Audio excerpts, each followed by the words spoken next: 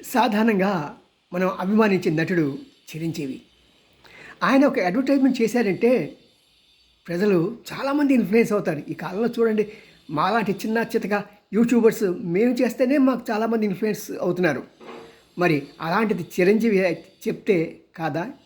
నేను చిరంజీవి గారికి ఛాలెంజ్ చేయట్లేదు. కానీ కంట్రీ డిలైట్ మిల్క్ మాత్రం ఛాలెంజ్ చేస్తున్నాను. మేము విజయవాడలో ఉంటాం. మాకిక్కడ జనాలు గేదె పాలు తీసుకొస్తారు. సగం పాలు, సగం నీళ్ళు.